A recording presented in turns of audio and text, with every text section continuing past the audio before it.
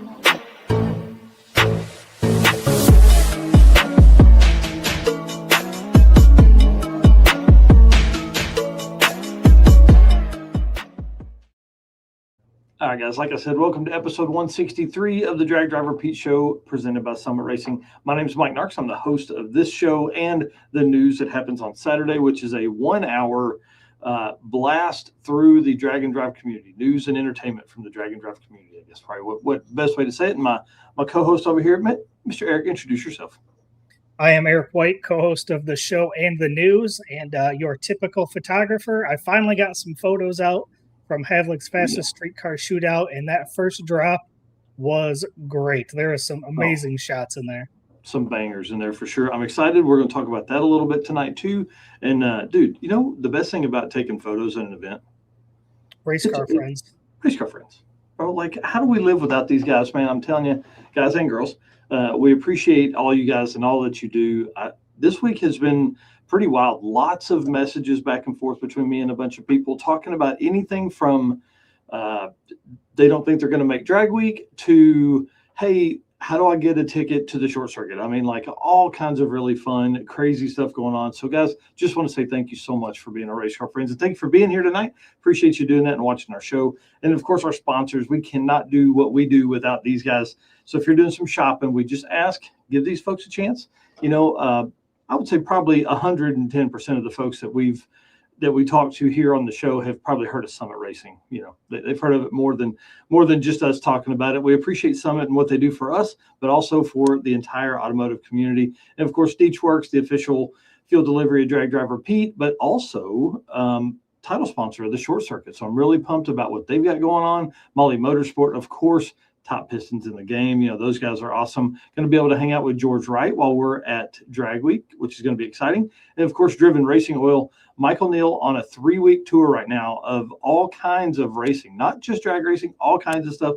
So these guys do anything and everything. I think he's headed to another race this weekend, has literally been on the road for 2 weekends prior, going to all kinds of races and stuff. And of course, Howard's Cams, our boy Luke B, and the team over there taking care of all of our valve train stuff and taking care of anybody else's valve train stuff that's out there, like Rick Steinke.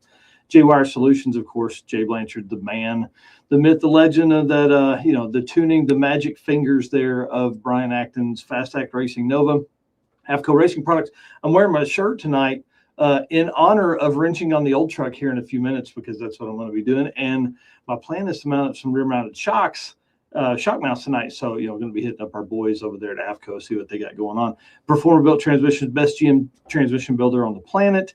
Car Change 3D, of course, Corey, the team over there, just total badasses. And Low Dollar Motorsports. You need your sensors handled. You need stuff. You need to know what your car's doing. Low Dollar Motorsports is the place to do that. And of course, PowerTube TV and Racing Junk Classifieds. All right, sir, enough of my talking. Let's let Mr. Brian Loans tell us a little bit about Summit Racing. What does it mean to be built with Summit? It means you're hitting the autocross drag strip, road course, trail, dirt, or open road with confidence.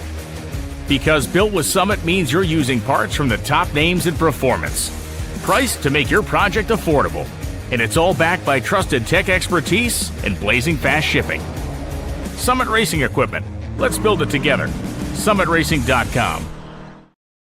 And I can't wait to hang out with these guys. I'm sure we're going to see them at Drag Week as well. It's going to be a really fun time. And I'm pretty sure they're on 6 Summer right now. So, 6 Michigan miles. Sorry, Michigan miles. Yeah. Golly. What day is it?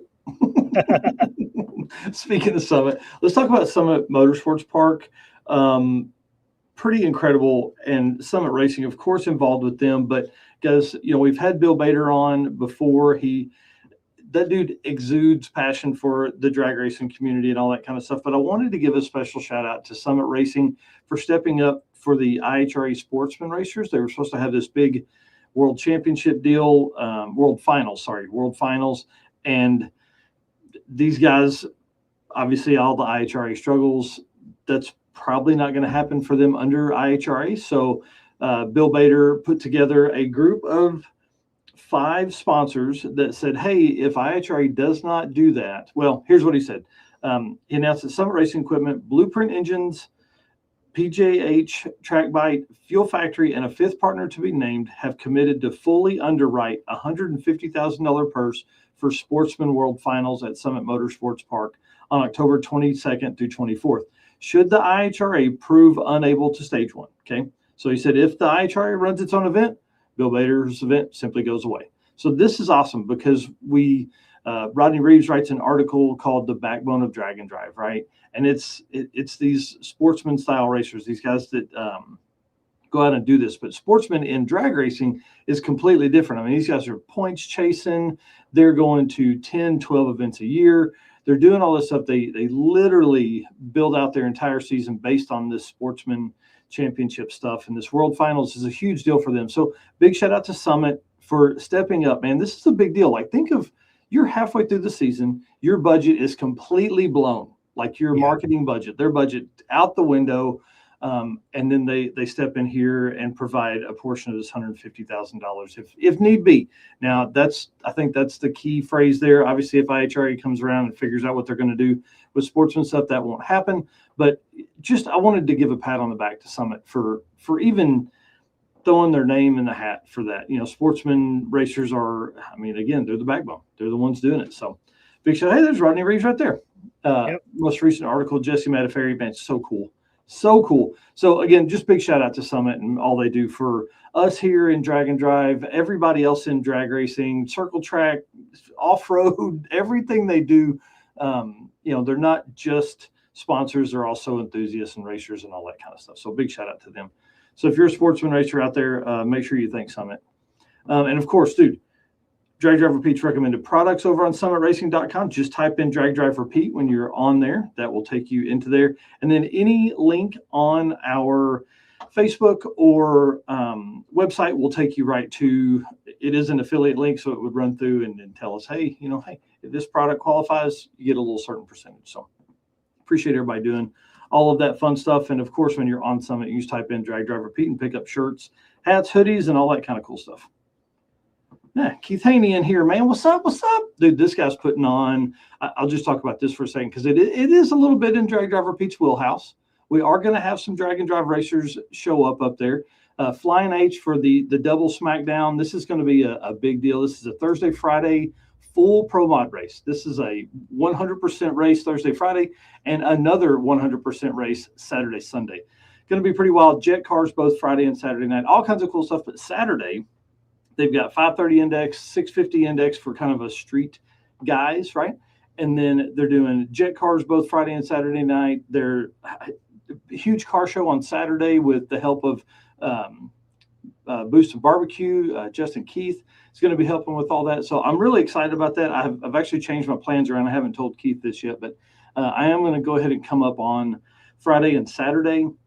Sunday is day one racing at Mocan, so it's perfect. So I'll go to Flying H, spend the weekend there, and then on Sunday morning early, I'll head back towards Mocan so I can catch day one of 666. So kind of exciting. Turned my weekend into just spending some time at MoCan to now spending time with my Pro Mod friends, and then also up at Flying H. So it's exciting. You guys are going to begin to see more about that. That is the end of September. That's the 26th or 24th through 27th at Flying H. So you guys are beginning to see some of that over here on Drag Drive Repeat. But if you're not following Midwest Drag Race Series, make sure you get over there and follow them as well.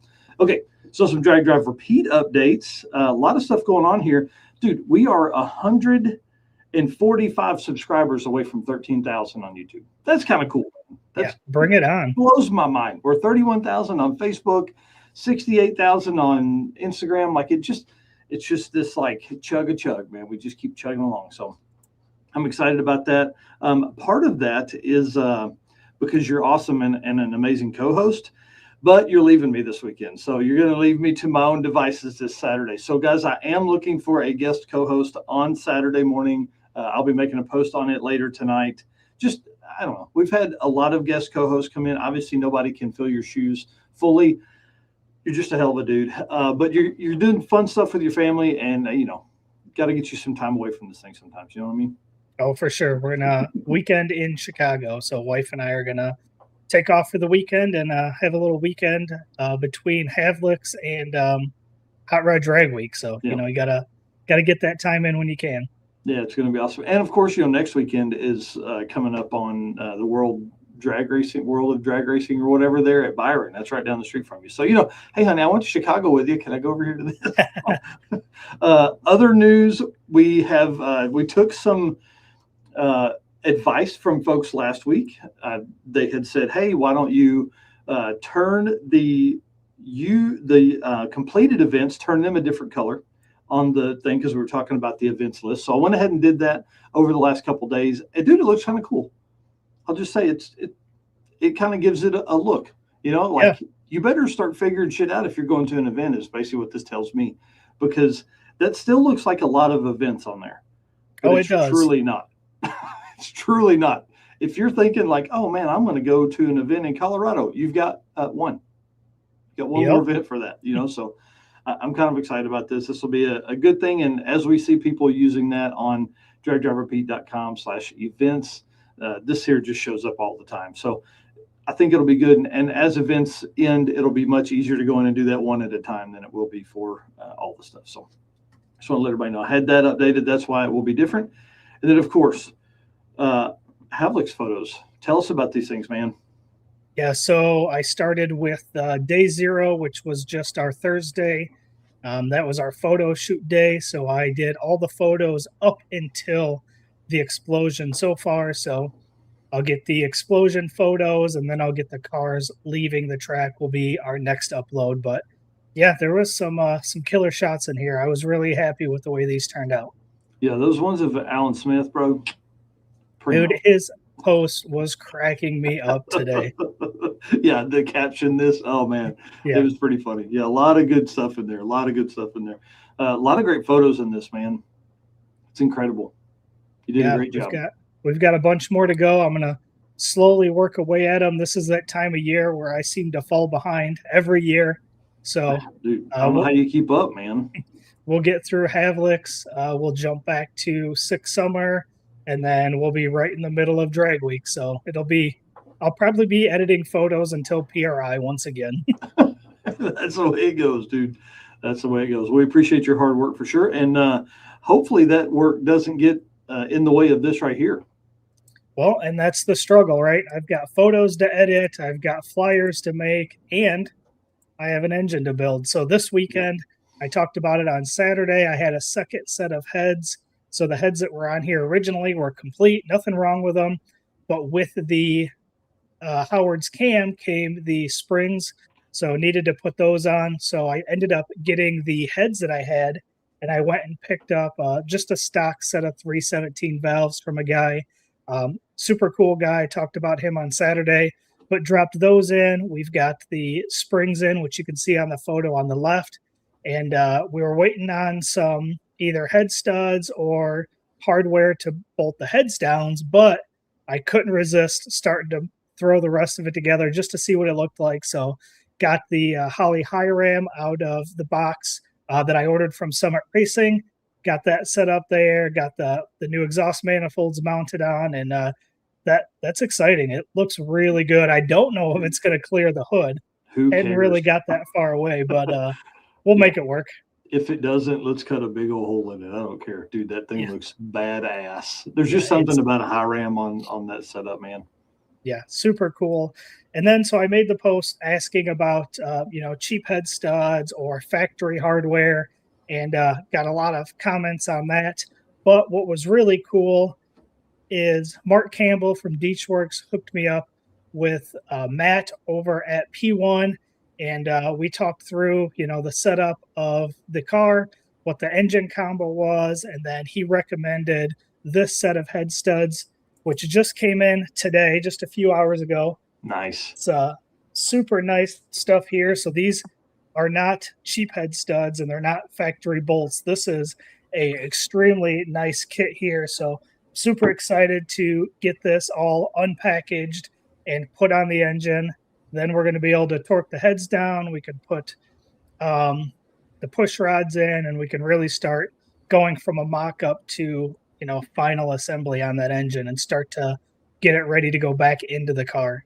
Dude, that's exciting. And once you get to that point, like the car ran and drove. So then it's just a matter of putting things back together. I know that there will be some stuff that will be like, oh, hey, this is going to need to change, and you're going to, that'll delay it a little bit. But man, like this car's getting closer by the week. Yeah. And if people that remember, the whole reason the engine got tore apart was because I needed a bigger radiator, and got a bigger radiator. The exhaust manifolds didn't fit, so I had to redo the exhaust hot side for the turbo, and then that turned into, we should probably put a cam in it, and then the engine was completely disassembled, getting cleaned at a machine shop. So here we are. We're back to it. So we'll still have to build the hot side for the turbos once we get it back in there.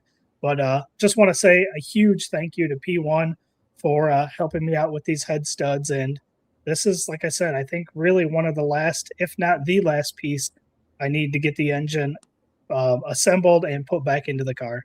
Dude, that's awesome. Bring it on. And as John Doherty here says, hole in the hood for sure. And Josh Ridge says, hoods are overrated. Yeah, well, I have a 6-inch cowl hood, so if that ain't big enough, probably don't need a hood. There you go. That's exactly right. Well, I am also planning to work on the old truck. That's why I'm wearing this AFCO Racing shirt, because in honor of our thrash at Havlic's, I'm going to be out here working tonight after the show and planning to reinstall the rear end so I can get the drive shaft length measured correctly, try and get all this stuff put back to where it's supposed to be, so then we can get everything rolling from there. I got my shock mounts in from Summit Racing, so going to try and get those welded on tonight as well. So going to be a late night. I got some caffeine in the cup there, and just going to try and get as much done. And as I joke with my brother all the time, I'm going to work till my eyes bleed. So that's kind of the goal, is to just hammer through as much as I possibly can tonight. So excited, man. A lot of exciting things. Yeah, I was going to say, I think this is really, we had both of our vehicles at Havlic's. Mm-hmm. Now we've got progress on both of our vehicles. I think people have been waiting for us to have updates on our own vehicles. So this is people have been waiting on us to do cool shit? Right. Not just take photos and videos of them doing cool stuff. Now we get to do our own cool stuff. Yep. Yeah, so didn't get to do any burnouts at Havlic's, which pissed me off. So we'll definitely be doing trailer burnouts at Hot Rod Drag Week.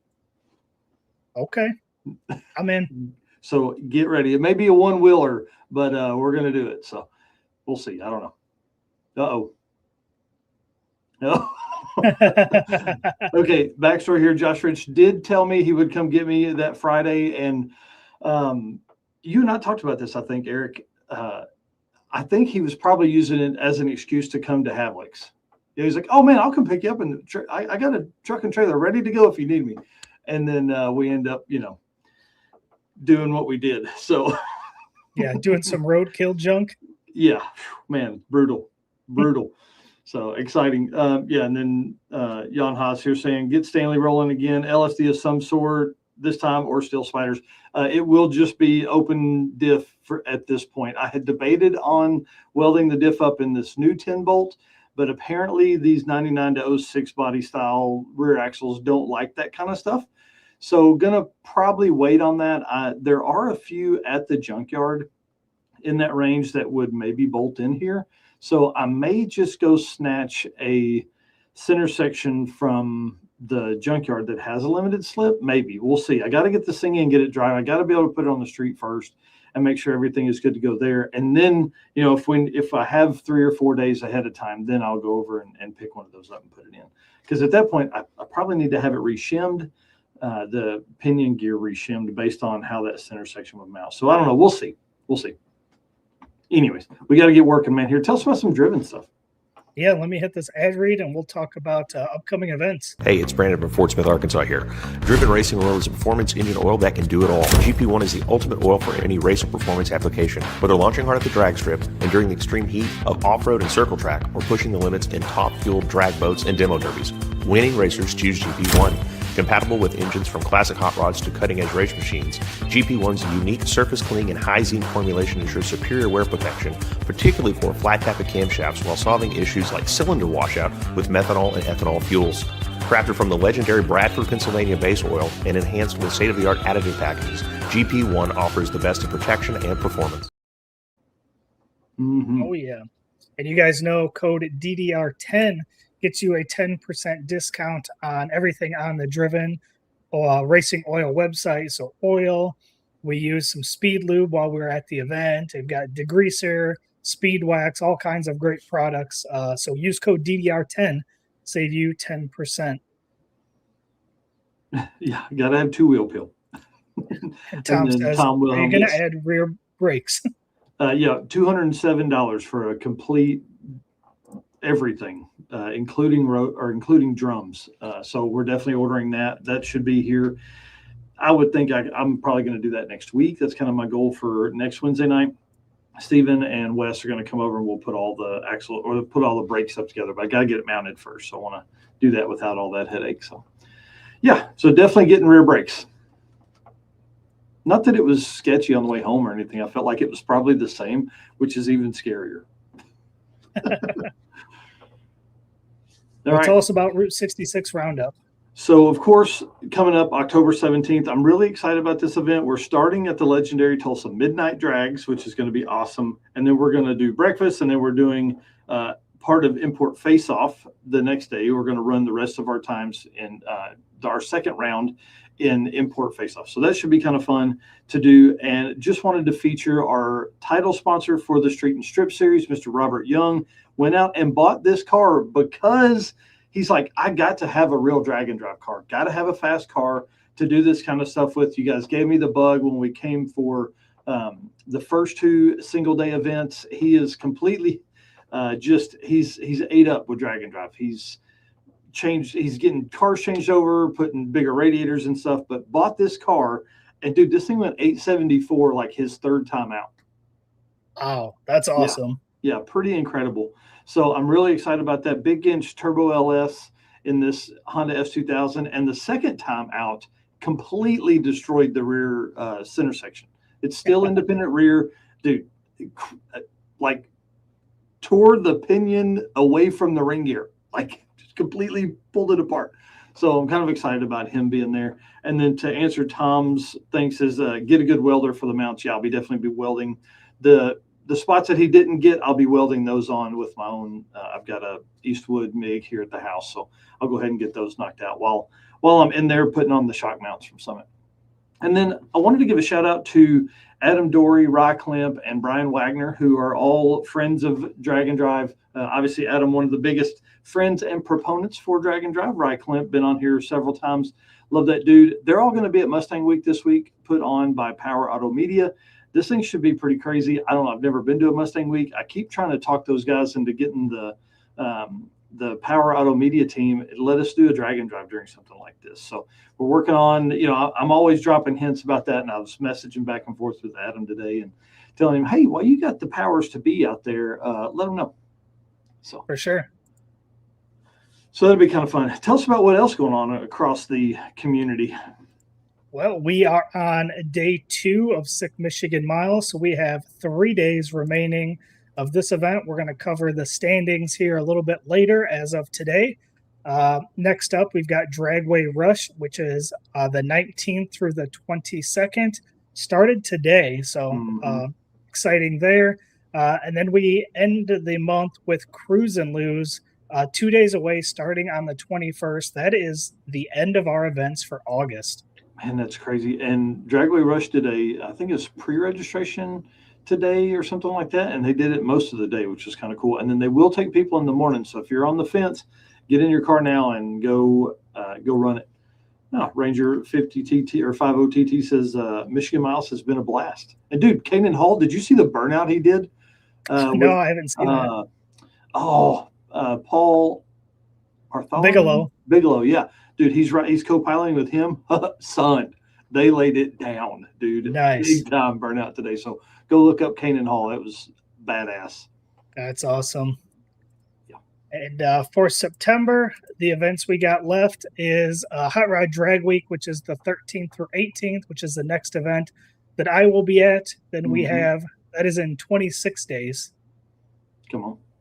Redwood Rally, the 21st through 26th. That is 33 days away. And Sick 66. That one always catches me. The 27th through October 3rd, only 39 days away. And Man, I will be at one of the days, one of the tracks, maybe the 2 days, because they hit the track, then they do a drive day, and then they come back to the track. So I hit those, and you're going to hit the 2 tracks at the beginning of the week. Yeah, so it should be pretty fun. I intend to be at MoCan, like I said earlier, on Sunday after spending the weekend at Flying H with Midwest Drag Race Series. Jan Haas going to be headed out to Cruise and Loose, is really trying to not be a loser this year. Nice. Yeah. Not fun. a loser is their winter trophies. So pretty cool. Then we move into October, and we've got a stacked October to end out the year. We've got Weekend Warrior Race and Relax, October 2nd through 4th. That is only 45 days away. Seems crazy to think that. Rocky Mountain Race Week 2.0, the 4th through the 8th. That is 47 days away. Our Route 66 Roundup on the 17th. That is 60 days away. So 2 months coming up quick. Southeast Street and Yeet, the 20th through 24th. 63 days away. Wild West Dragon Dash, again, the only event in Texas, the 21st through 24th, 64 days away.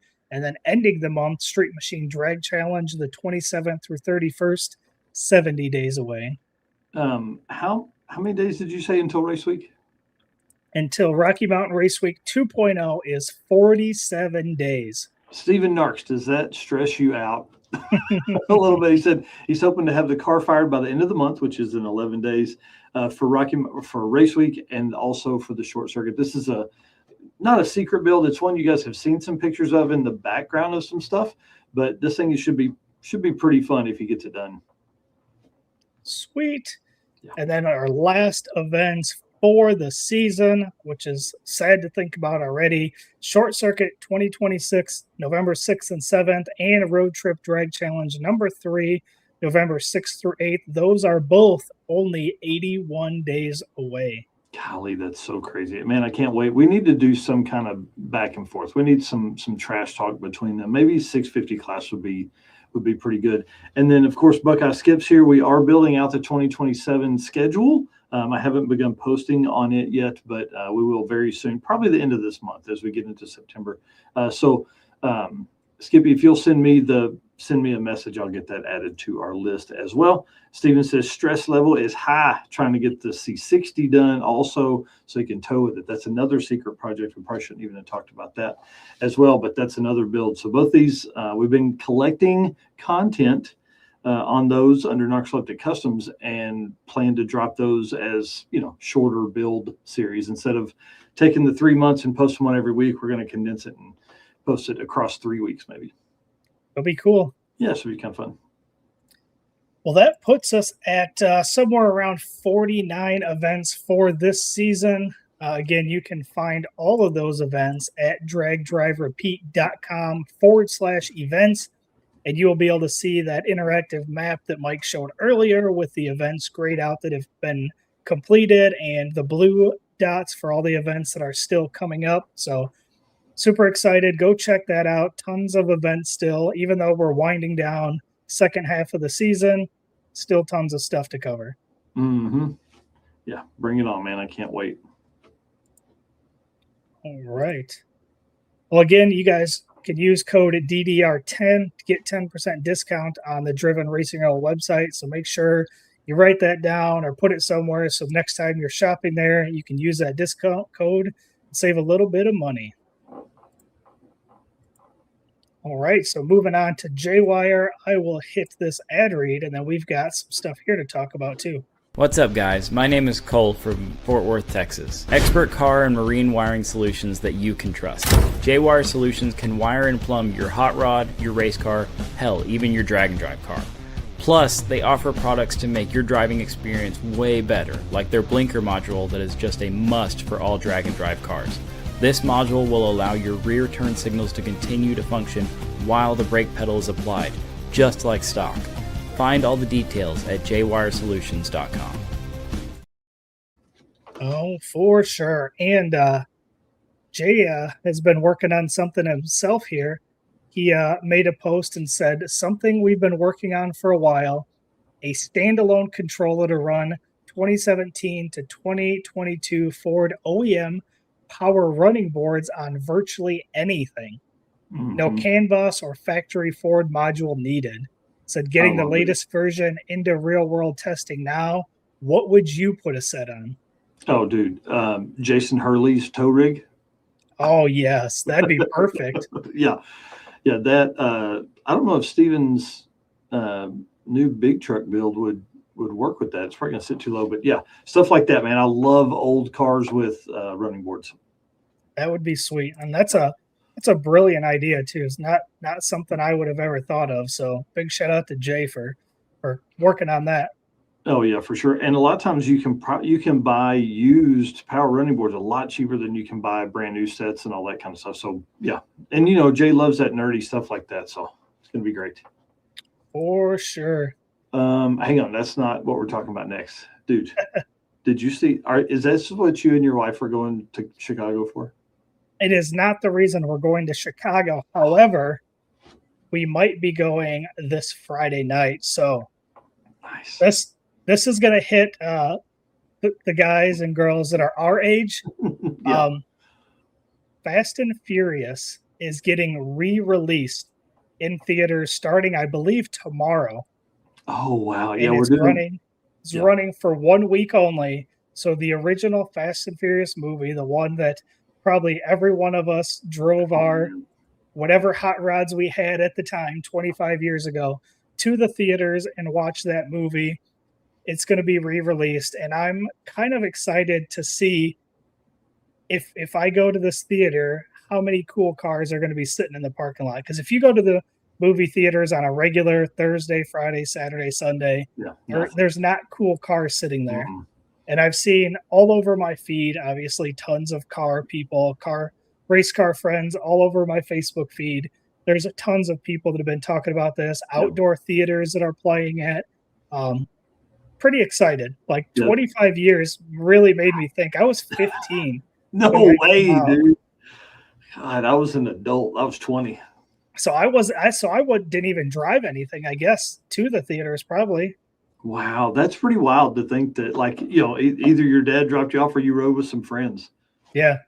Oh man, yeah, they're trying to get it done during Cruise and Lose, but not quite. But hey, there's plenty of time for that. That's awesome. So I'm going. My wife and my daughter, one of my daughters are going, and then my cousin is going. I don't think she went with us the first time, but Steven and his son are going, which is super cool. And then so when it came out, I'm almost certain that me, Steven, and Christopher, our other male cousin, I think we all three took the old truck to the thing. So, man, it really is difficult for me not to put this thing back together in the way that we drove it home and take it up there. But I just don't want to do that. I want it to be right when it goes back together because we got more important things to do than take it to this. But we are going to take the NARCS cart, and I'm kind of excited about that. So my neighbor hosts a thing cruising the Ozarks, and it's a charitable car show deal, and they're doing a big thing at a local theater here, so we're going to go up there and hang out. Chris, oh my God! I didn't watch it until about 5 years later. Didn't want to watch an import movie.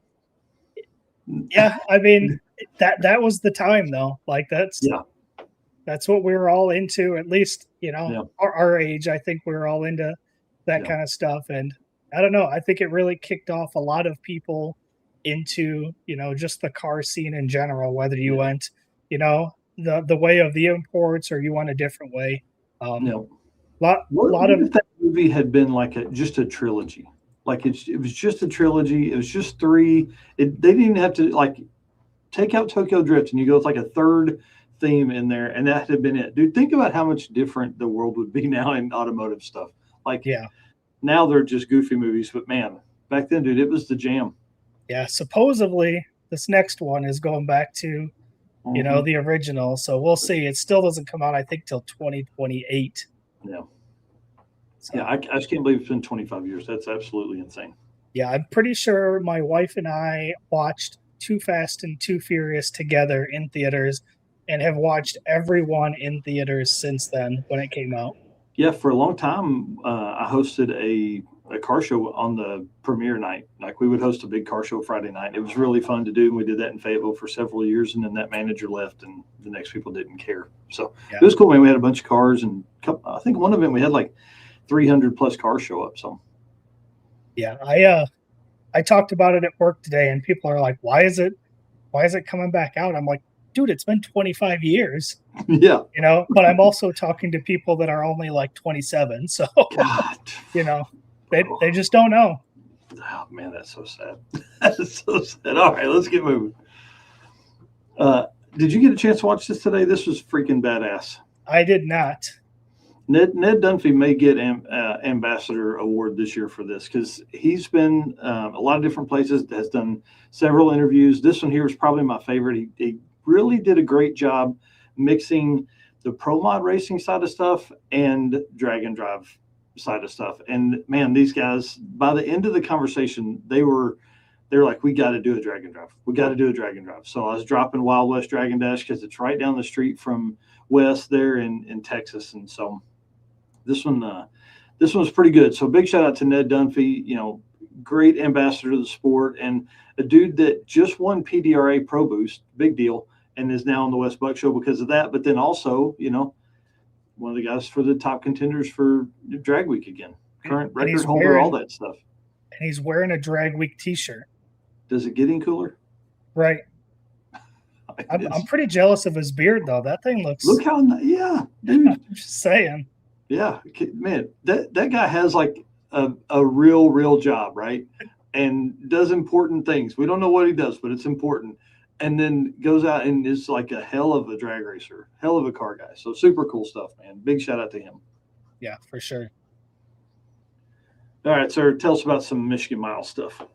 All right. So just to catch everybody up on the first couple days, Sick the Mag, these are updates that they had posted on Facebook. So it says day one at Mid-Michigan Motorplex saw a first-time leader as Connor Liamstole clocked a new record for Sick 8th mile events with a 4.783 at 165 in his father Rob's Chevy Nova. Super cool. Said it's a close race in the top four with Connor just ahead of Chuck Marlett with a 4.841, Aiden Bailey with a 5.026, and John Moore with a 5.077. So that was day one.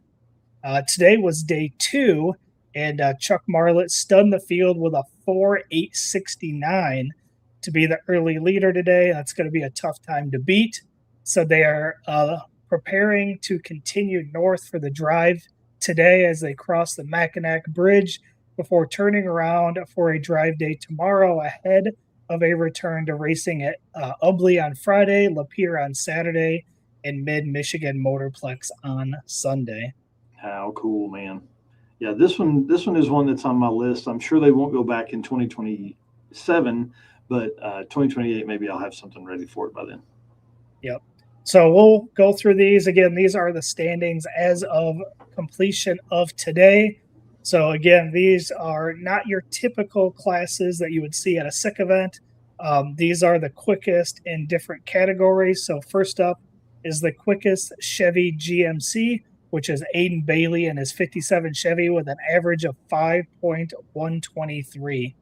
Nice. And then the quickest Ford, Lincoln, or Mercury is Mr. Tom Cooper, 94 F-150. Dude, I love this thing. It's that salmon and brown color there. 541 average for him so far. Ranger says, Mackinac, come on now, Mackinac. This one has always tripped me up. I'm not from Michigan, but why is it spelled Mackinac but pronounced Mackinac? Yeah, I don't know. That's some Southern shit there, bud. Quickest Mopar, Terry Kiefer, 1967 Plymouth Barracuda with a 5.773 average. Nice. Quickest Olds, Mr. Christopher Weingartz there, 82 Oldsmobile, 784 for him. Yep. I think you missed the quickest Pontiac, Douglas White, in a 1989 Firebird with a nice 6.10000 average. got all the zeros on that one.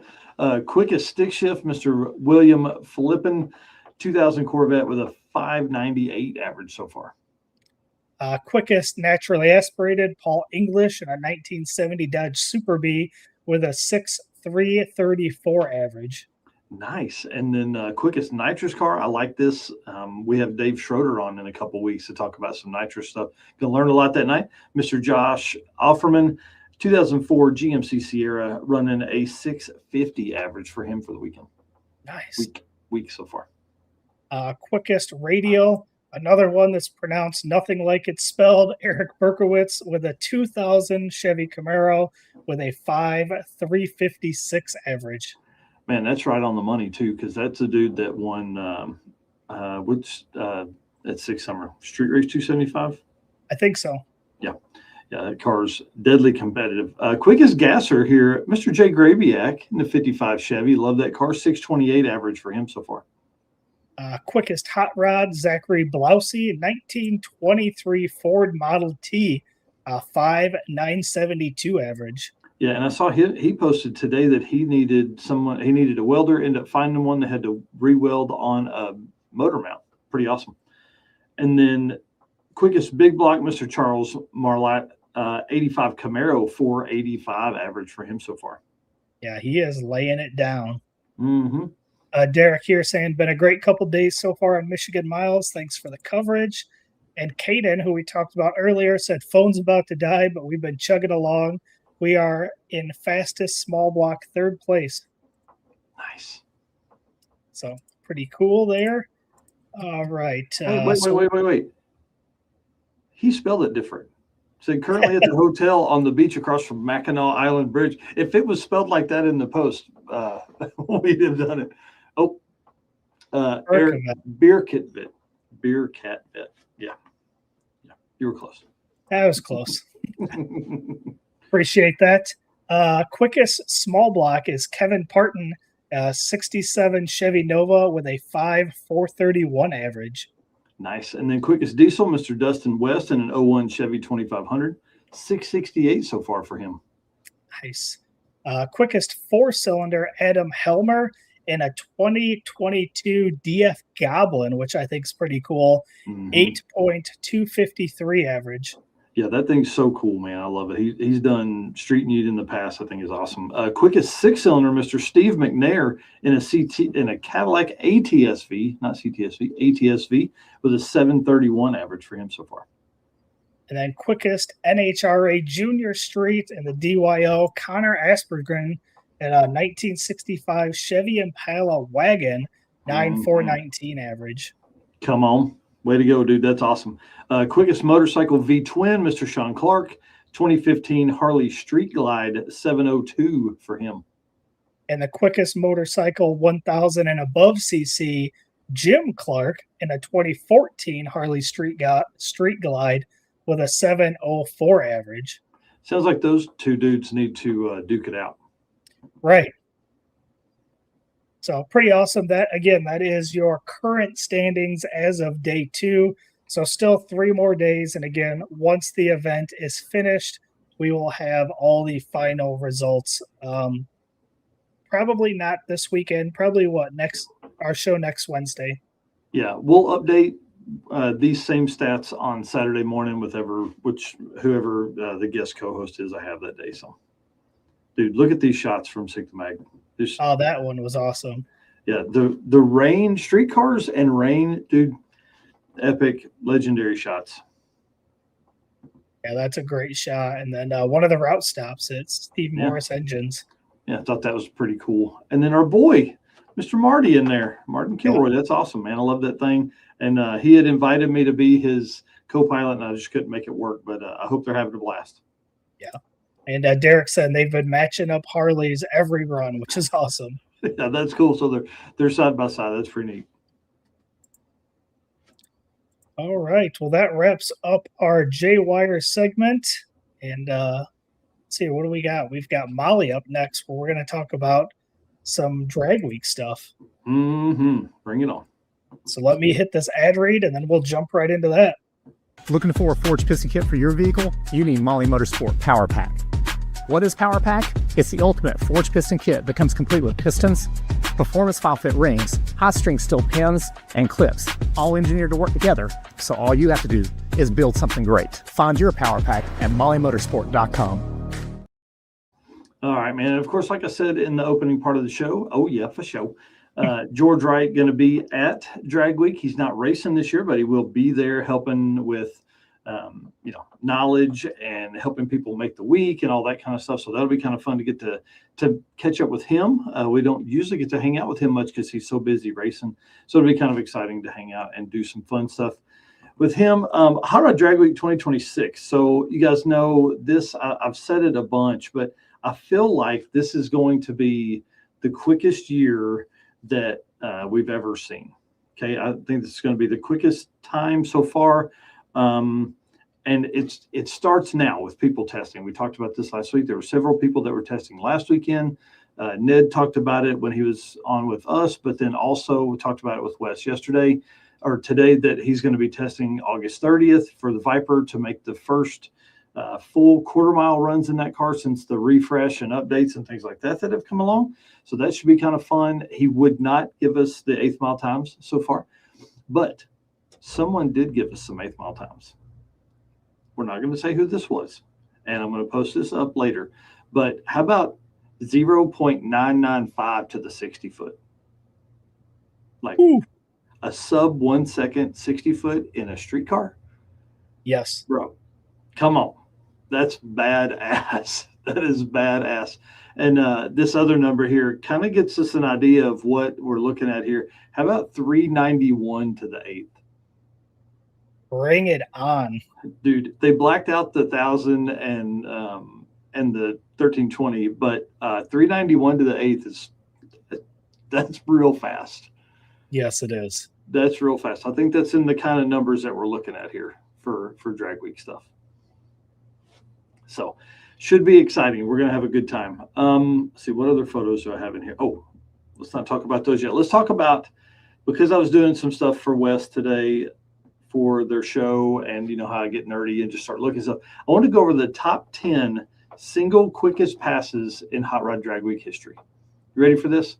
Let's start from the bottom. Me and you'll go up. We'll go backwards. So first up, honorable mention. This is number 11 on the list, but the reason it's here is because it's so close to number 10. But it's Mr. Ned Dunphy from Hot Rod Drag Week 2024 on day 1, lays down a 6.196 quarter mile time. Insane. So I'll let you do number 10 there because he's a stud. Yep. Number 10, Jeff Lutz on Hot Rod Drag Week 2016, day 1, 6.195. Again, like you just mentioned, Ned Dunphy was 6.196. At number 11. Number 9, Mr. Tom Bailey, Hot Rod Drag Week 2022, day 3. This is kind of interesting because there's only one other, or I guess there's 2 other day 3s in here. But Hot Rod Drag Week 2022, Mr. Tom Bailey, 618 for him. Wow. Number 8, Ned Dunphy coming in on Hot Rod Drag Week 2025 day 1 with a 6.178. That's so awesome. And then Ned Dunphy again, Hot Rod Drag Week 2025 day 3, 6.166 for number 7 on this list. Number 6, Jeff Lutz on Hot Rod Drag Week 2016 day 4 ran a 6.147. And I always say it, day 4 is the toughest, and that's the only day 4 on this list. It is. Yeah. Number 5, halfway through the top 10 here, Mr. Ned Dunphy, Hot Rod Drag Week 2025, day 2, and the quickest day 2 pass in the history of drag and drive, 6.114. So not only did he not just go out and lay it all out on day 1, he did it on day 2 as well. That's his quickest pass at Drag Week. Yeah, he's got day 1, day 2, and day 3 of Drag Week 2025 on this list. Yeah. And coming in at number 4, Jeff Lutz again, Drag Week 2016, which obviously he's got a couple from 2016 on this list. This is day 3 with a 6.106. Dude, that's insane. That is insane. Because by that point, they're 450 or 500 miles in. Yeah, and we are at number 4, and that is 2016. Yeah. Number 4 out of the top 10 single fastest passes in history 10 years ago. Yeah. Well, this is in Drag Week. I do have a top 10 list we're going to go over on Saturday that's all-time drag and drive. How about Mr. Jeff Lutz at number 3 here? Hot Rod Drag Week 2015, day 1, goes out, lays it out, 6.05 with a 1. Yeah. Pretty awesome.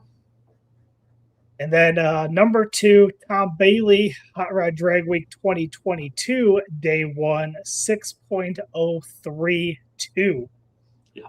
Top spots, man. And number 1, the quickest pass in Drag Week history, in drag and drive history, that will this fall this year. This is why this list is important to me. Mr. Tom Bailey, Hot Rod Drag Week 2019, day 5, 5.998, 250 miles an hour.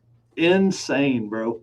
This is this list. So top 10, the number 10, 6.195, the number 1 spot, 5.998. The question I have to you, sir, is how many of these are going to fall off? How many racers can truly go out? Are we going to have 3 or 4 or 5 5-second passes to add to this list as we get done with Hot Rod Drag Week 2026? I'm going to say we have at least 2 passes that make this top 10 list. Wow, man, I hope it's way more than that. You know what I mean? Like, think about that. But like 6.195. Dude, that's why this conversation is so important, and it's so hard because, like, when you look at how hard this is, like, this is across years. This is 20 years of history here, and the top 10 is 6.195. Like, that's craziness, man. Crazy. Right. And Tom here makes a good point. The Drag Week drives from Cordova to St. Louis, and then from St. Louis to Chicago, which is going to definitely test the street strength of these cars. 2 long drives. Yeah, I think it's going to be pretty interesting. Cordova to St. Louis is going to be tough. That's going to be a lot of 2-lane type stuff. But, man, are they going to route us from St. Louis to Chicago along the interstate? You know, a divided highway at least. Like, is that going to make it easier? Because that's got to be pretty far. Hold on, let's look that up while we're. I want to say it's got to be 4 hours from St. Louis to Joliet. Oh, at least to Route 66 Dragway, Raceway. Yeah, 252 miles by the interstate. Yeah. And surely they won't take us along that when you have the opportunity to run, you know, a lot of Route 66 there. If you go the slower route, it's 280 miles. Like, if you go over 70 to Effingham, dude, if they take us on 70 to Effingham, RIP, ain't nobody making that. If it bit my steel wheel like that, I can't imagine what it's going to do to some front runners. Yeah, for sure. Yeah. 55 is the only divided highway. Yeah, but will they take that? You know, I haven't. I don't know. Maybe they have released the routes. I don't know. Should be pretty interesting, though. I'm really kind of excited about that. That shows 252 miles just by the highway, by the quickest way. So, should be pretty interesting. The roads through there are going to be relatively tough, I think. But one thing that is not as tough, backbone of drag and drive stuff here. This is 10 seconds and slower Street Machine Eliminator. As I made in my post the other day, this is a class that I'm going to follow pretty heavily here. Andreen Motorsports says, just set the cruise at 65 and go. Some folks can do that. Several of these cars in Street Machine Eliminator can do that. I know there are some cars that are, not built to go that kind of speed and stuff like that. And so I made a post the other day about who's coming to Street Machine Eliminator, what you're bringing, all that kind of fun stuff. I love this class. This class, in historically speaking, as you get to those 850 index classes, people are really trying to get as close as they can to 850, right? When you look at this class, the goal is to get to that top 32. So you can run like a 1020 and be easy on your car. You just need to make that top 32 class. They do have a winner overall for the quickest average, which is currently like a 10.030 for Mr. Mike Reimars. But typically that's not something that is really beat on, right? People aren't trying to go a perfect 10.000. I think there's really only ever been one perfect pass in Street Machine Eliminator history. So this class is interesting to me because it's the only class that races in drag week. So if you get he says Route 66 runs along I-55 from Springfield to the north. So that's cool. So we should be able to do a lot of that and have a lot of fun, bounce off of 55 onto 66 quite a bit. So, all right. So back to Street Machine Eliminator. This class, I think, is going to be a lot of fun this year. Last year's bump spot was 10:51, which is the quickest it had ever been. It had never been that fast for the top 32. So I think that's going to be kind of fun to watch as we go along here. Mike Turner, our 2023 champion, he said, I'm going to throw some more nitrous at it and see if we can get in with some 1050 runs, see if we can back into the shootout after missing last year and win again like I did in 2023. His car typically was running like 1070s, I think, on the nitrous setup he had. So, if 1070 is not going to make the cut this year, you're going to have to run into some 1050s. Yeah. Next up here, Jeff Dugapolsky said, bring in the big gun. This will be my attempt for win number 4 and SME number 15. Said, warning, I am due for a win and just won his class at Havlic's fastest street car shootout. Yeah, I can't wait for that one. Mr. David Lips, our buddy, Mr. Dustin Carlington, is returning. Last year's number 1 qualifier with a 10.0508. He said, you're defending number 1 qualifier, 6th all-time quickest average, and first-round loser 2 years in a row to a Mustang both years. Dang it. We'll be back in the purple turd with a pinch more pulley to see if we can knock down our 10.0508 average. Wow. Yeah, bring it on. Todd Taylor is going to be there in the Gen X Camaro. Which makes me wonder if Nick Taylor is going to come as his co-pilot. Didn't think about that. I know Nick's been super busy with all the other stuff, but is a heck of a drag and drive racer, and then to be able to get in the top 32 would be kind of fun for those guys. And then David Studley says, I'll be back for a 3rd year in my Maliboost. We were number 4 qualifier in 2025 with a 1013 average and lost in a semifinal by, are you ready for this, 0.014, earning a 3rd place finish. Dang. Michael Cavallero will be there, usually a top qualifier. Thing is now a stick shift, though, so anything can happen. Will also be driving the car and trailer 763 miles to the start. Come on, dude. That's awesome. That's awesome. One of the toughest racers out there, and good luck to anyone that draws this guy, because this car can go into the 9s, so we know it can run 10s. Mr. Azim Sheik is coming. Yep.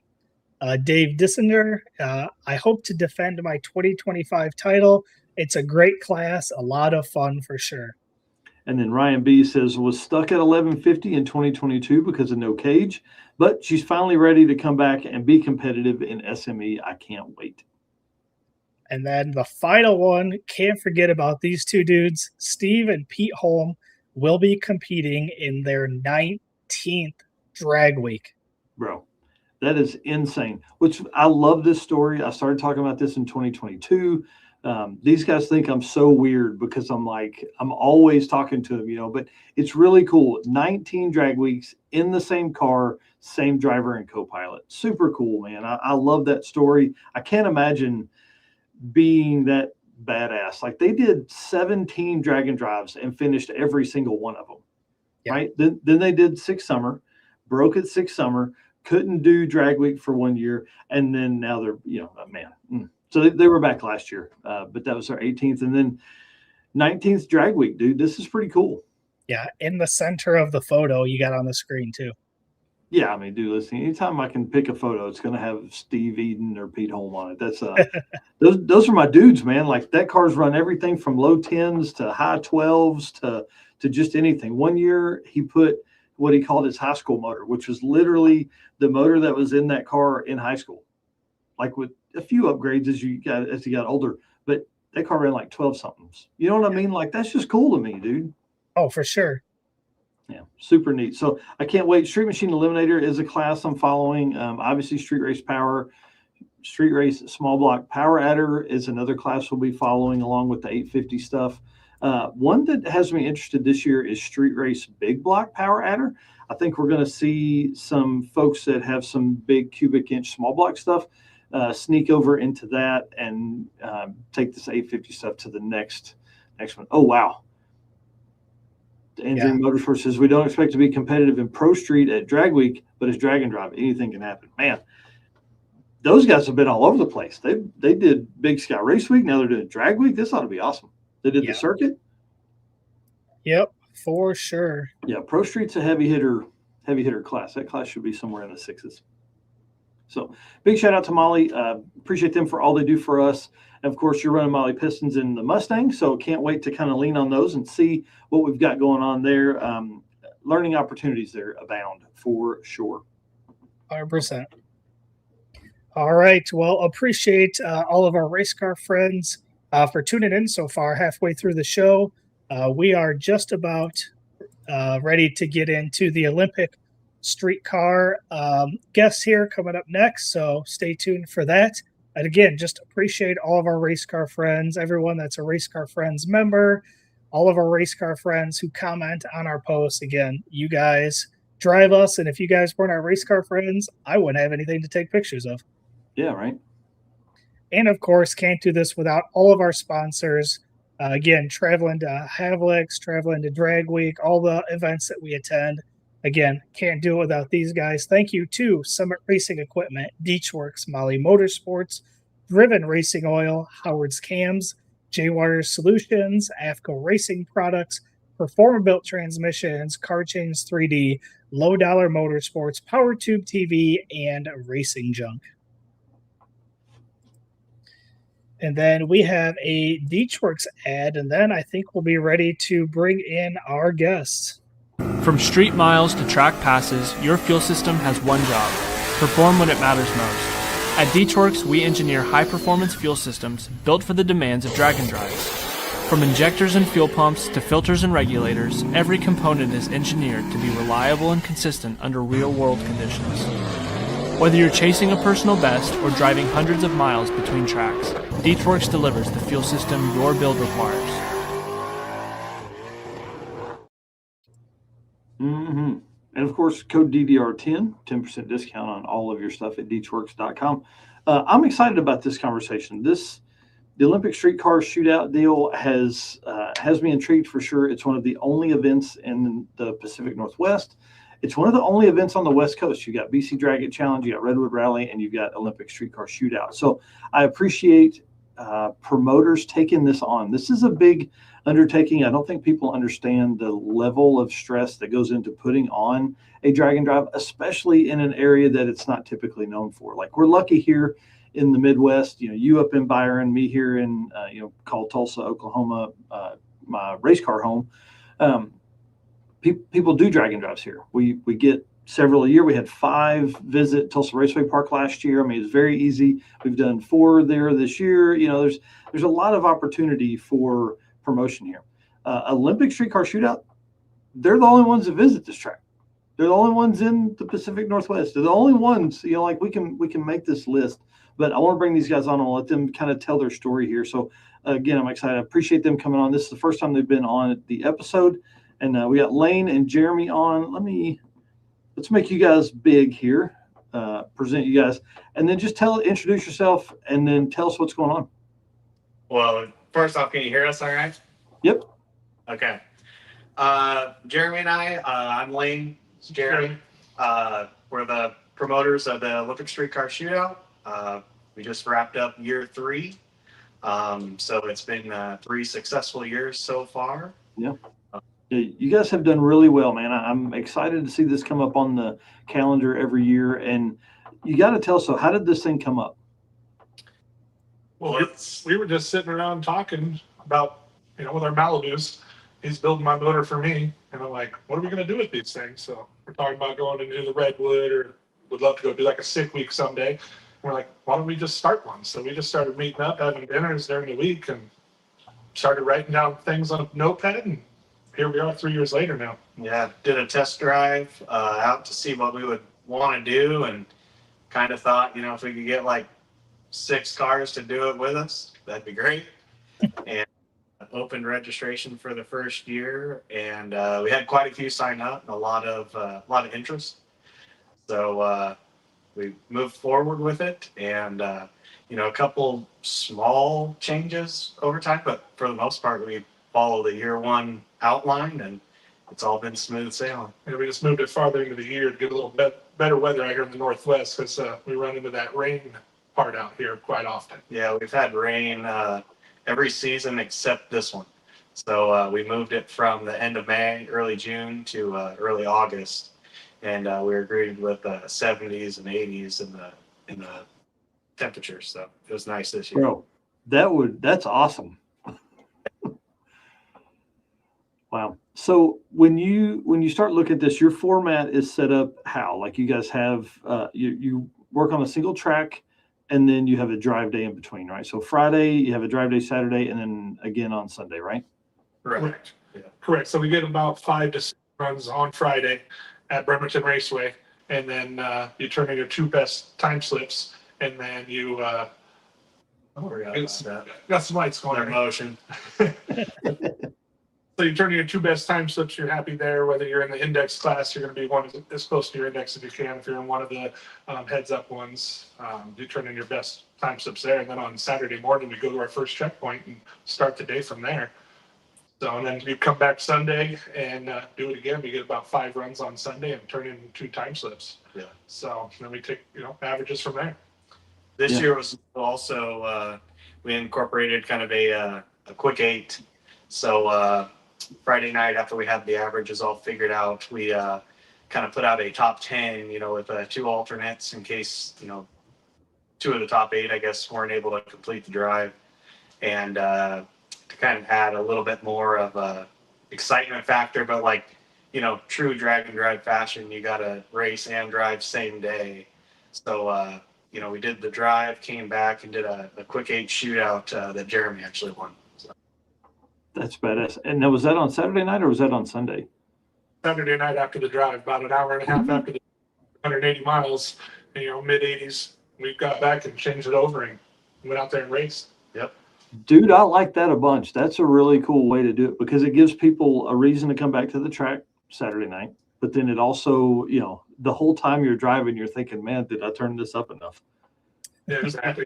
When everybody got back, we greeted all of our racers. We had a, free pizza, and then one of our first pit stops, he brought a whole cooler full of beer and gave out his personal blend beer, and everybody had a good time out watching the shootout. Yep. Dude, that's awesome. Well, let's run through some of these class winners.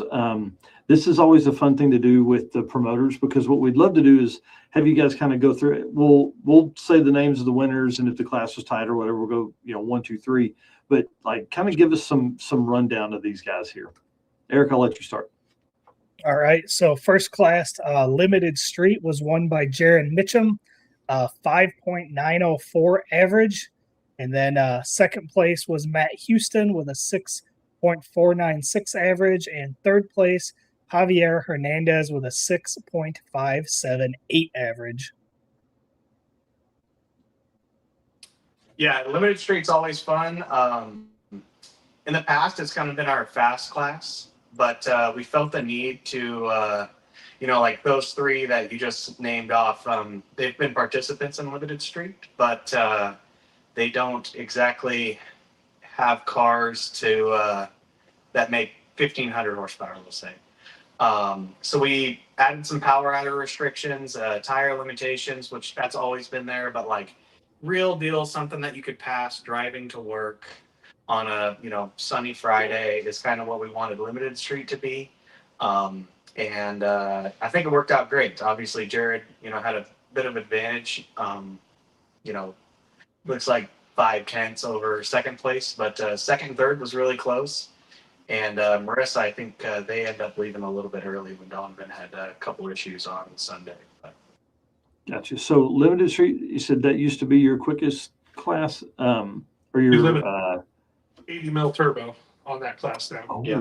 Interesting. Why 80? Well, I guess at 88 you can make a whole bunch of power. Yeah. Oh, yeah. Yeah. It's it. We tried. Obviously, rules need to be fluid to kind of adapt. But we felt like we got pretty close. For the half a second, it's really not too bad. Well, right, and number 2 and 3 are close. I mean, they're 800ths apart, which is awesome. That's the kind of race you're wanting. 3-pedal class, Mr. Ryan Young just ran off with that one. 6.0 average for him, and I think the second one was like a second slower than that. So he had that one kind of wrapped up. Yeah, it's interesting because if I recall, those two actually swapped positions in Redwood last year. I believe Caleb was number 1, or Ben, sorry. And Ryan was number 2. So, it was kind of interesting to see, a nitrous car come to an 8th mile format, and take over the turbo car spot. At Bremerton, we're racing on an old airport. It's really, it's not Vegas, it's not Indy, it's not anything special. So it is a little bit more of a tuner's game, but that's why we add more runs to it also to kind of let everybody get dialed in. 3 years running, like Ryan, he's done it all 3 years. So he has the ability to look back at some old information, see what works, and, apply it. And this year he was awarded with number 1. That's awesome. Do you call your cars? You said everybody gets 5 or 6 runs. Do you have a punch card? Is it open run? Is it like, do you call by the classes? Come to the lanes. Basically on Friday, it's like we get called, our class gets called to the lanes on the hour each hour. Yeah. Oh, cool. So you get down there, if you miss that run, you're not going to go up there and just go get one randomly. You're going to come down as a group. And then on Sunday, we fill in along with the normal bracket program. And we just rotation with like pro, super pro, and then we follow super pro. So we're a class on Sunday. Yeah. So you come down with your class, you're not going to go up there and just make a pass on your own. Yeah. Jeremy and I have also made tradition of being the last cars down the track. So we have it on our time slips to, verify each time slip turned in isn't, after ours, to make sure they didn't like sneak in any additional run. Yeah, I like that. That's cool. All right. We'll go to the next class. Extreme Street. Looks like this one was probably the quickest class and a pretty tight class here. Lane, looks like you took that one with a 5.262 average, but second place was Jeremy Sears with a 5.278 average. Third place was Mike Grady with a 5.324 average, and then fourth was Brant Coulter with a 5.365 average. So all pretty tight there. Yeah, it definitely was a Friday was a little bit of a tuner's game. They hadn't raced on the track in like a month. And it was mid 80s out. So. It was, yeah. So it was hot, a little bit slimy. As the day went on, track got better. A lot of people were struggling though. I think the fastest pass the first session was 571. I think it was you. Yeah, I think I went 573. Yeah. And so like it was fast, right off the trailer. And then like Mike last year when it was in May, the track's a lot better and cooler. I mean, he knocked out a 512 in our deal, and no one even went 520 this year. Yeah. Just because it's the weather played a role, track temp played a role. yeah, I think 526 was the fastest run on Friday. Yeah. It was definitely. You guys are talking about 80s being hot, bro. I'm sure the Michigan Miles racers would take 80s right now. Hot for us. That's hot. Well, it doesn't help also, like I mentioned, we're racing on an old airport. They don't got the equipment. We do have a tractor that happened to break on Friday too. So we're using a skid with rubber wrapped around the bucket, and we're dragging it across the starting line.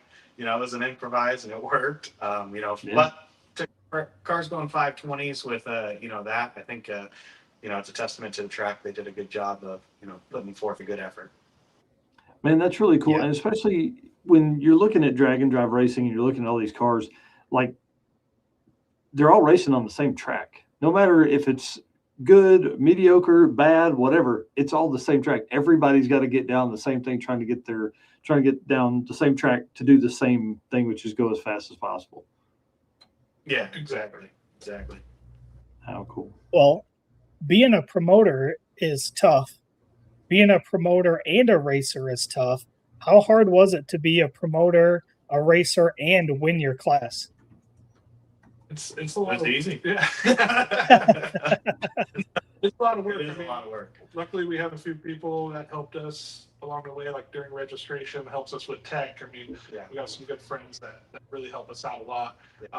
That way we can get through everything. But I mean, we're running over there to our cars after, we get back, help everybody else, and then we're trying to get a tune in our stuff and then go out there and go down the track as well. Yeah. More likely than not, we're probably not making the pass that we could potentially, just because it's kind of a all right, everybody's settled in, let's go back and throw something in it and try it. So maybe we aren't competing at the level we'd like to, but it still works out okay. So How many passes per day are you guys getting yourselves? 6-4 is what we both made, I believe. Yeah. Oh, wow. That's awesome. Yeah, Then the shootout Saturday night. We it was just blind going to round one. It was a card draw. I baited Brady Davis into drawing me, kind of. It was a blind round one draw and 8 cars, so 3 rounds. So we made 3 passes on Friday or Saturday evening. We actually raced each other in the final, so we both got the same amount of runs. That's awesome, dude. That's fun. Well, let's move on to Real Street, which is your 750 index. Luke, how do you say your last name? Is it Kavar? Savar. Yeah. He won that class 751 average. That's badass, especially after you're talking about the track conditions. Sean Emerson, 755 with a 6 average. Cassie Tippy, 757 average. And then Scott Hasselbrook, 757 with a 9. So 5 thou separated 3rd and 4th place. So pretty impressive. And did I pick up on this earlier, Eric? Did they say you have 2 passes per day that you have to turn in? Yes. Yeah. Oh, wow. Hell yeah. That's awesome. Yeah, So that's pretty good going through getting those kind of numbers across 4 passes. Pretty impressive. Yeah, no, Real Street's fun.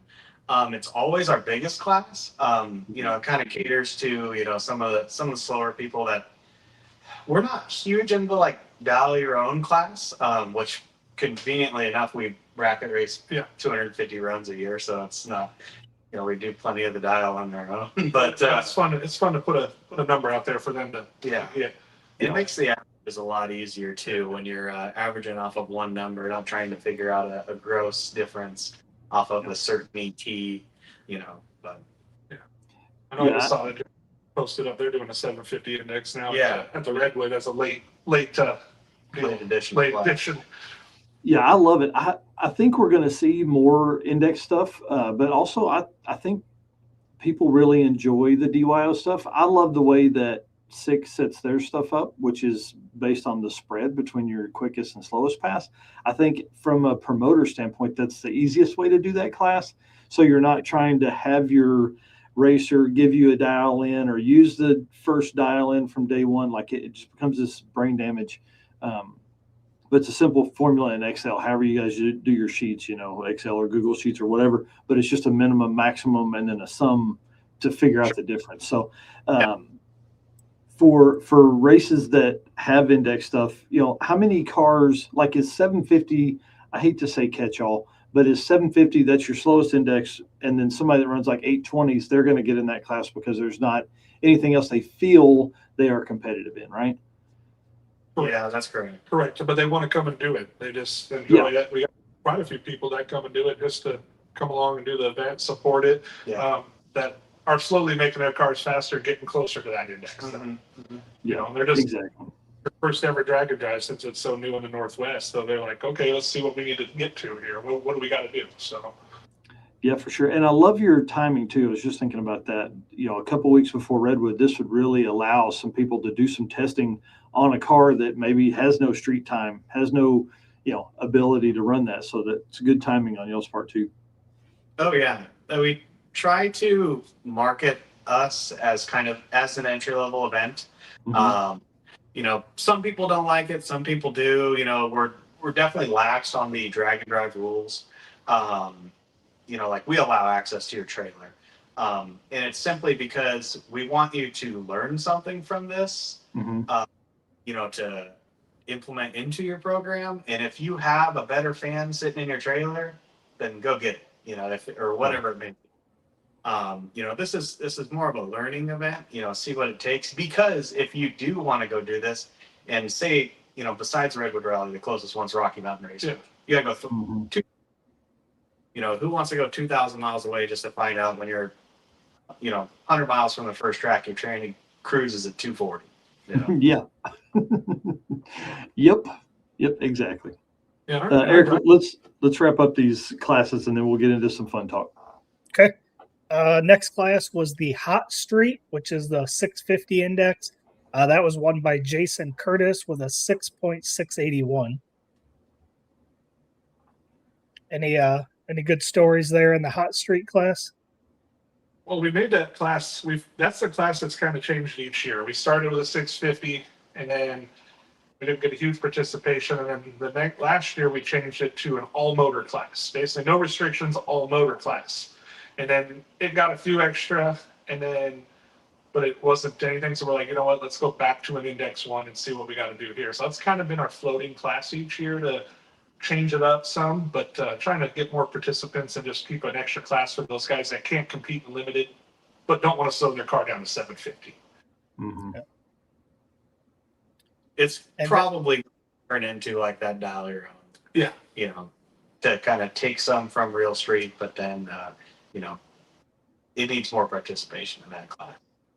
Which is interesting to me because like 650 is, generally 10.0 index in that 10-second ET range is usually a pretty hot. That's a big class for us at the circuit. It's always a big class at 650 index. So it really surprises me there weren't enough or weren't as many in that class. Yeah, if you look at number 2 and 3 in our limited street class, though, they would have been a real contender at 650. Yeah, they could have won. So it's about choosing your battles, I guess. Yeah. And then last class here is the tailgate class, won by Brady Davis with a 5.47 average. That dude's a badass. Brady definitely dominated. His truck is definitely a little bit of a step above the rest of the competition. It's not a knock at him by any means, but a lot of the, get like AC F-150s type of thing, where his is a little bit more race truck. But no, it was great. He definitely complimented the track prep. Or I hate to say lack thereof, but the challenge of it too. I guess it's fun. He was enjoying going back and making the truck go down the track. Yeah. And he kept going faster and faster every pass. That's so he kept turning it up and getting it down every pass. So day one, I mean, early in the day, it was not looking real good. It wasn't looking good, but by Sunday he had it pretty figured out. Yeah, I think he turned in a 5:36 on Sunday, so he had it. Wow. He probably picked it up the second and a half from Yeah. That's awesome. And I think Brady enjoys the challenge of that. I would imagine he's very, very smart, and he runs around with the Lynn Woods and all that kind of West Coast, Nate Curran, all those guys. So I'm sure he was enjoying the challenge. Oh yeah, definitely. He seemed to. Well, let's run through these photos real quick, and then I want to move on and talk about some fun stuff in a different segment. These are all your winners. This one, I thought, man, it's crazy that you guys ended up in the finals. That's pretty badass. Yeah, someone would say script, but it was not. If we did a random as possible, and I kind of figured we'd draw each other first round, but it worked out. Yeah, that's awesome. All right, so big shout out to Ditchworks. Appreciate them and all the stuff they do for us. Performer Built Transmissions is the official transmission builder of Drag Driver Pete at Performer Built Transmissions. Their goal is to engineer and build the toughest transmissions on the planet. Performer Built doesn't just rebuild transmissions, they systematically re-engineer each model to eliminate OEM flaws and to achieve the highest levels of performance. That is why they say our transmissions are not just built, they are Performer Built. We talked about this a little bit, but what tracks did you guys visit, or what track did you visit? And then what's kind of your route? So we started at Bremerton Raceway, which has been there like 60 years. Like I say, it's literally at the airport on an old runway. It's been our home track for our whole lives. It's we like to support it. And my grandpa raced there in the 60s. Like it's been wow. Yeah, and there ain't no walls next to you. There ain't no nothing. As we can see if there's some pictures of the track, it's definitely old school, but it's treated us well our whole lives, and we love supporting it. And that's why we bring our events there, for one, to just keep, and then bring something new. All the bracket racers there, they've been doing it for 100 years there, some of these guys. But they love coming up and watching these cars go fast. And during the shootout, I was talking to one of my customers today, and he was there, and he's like, man, the finish line had 50 people down there, and the starting line had all these people up there watching these last couple of rounds of the shootout. And it was not just our drag and drive guys, but the regular bracket racers that were there for the day too. Right, I feel like that's a group of racers that we can grab. We can get those racers. We just got to show them that drag and drive is cool. Exactly. Yeah, for sure. Yeah, then our drive day, for the most part, we drive in a group.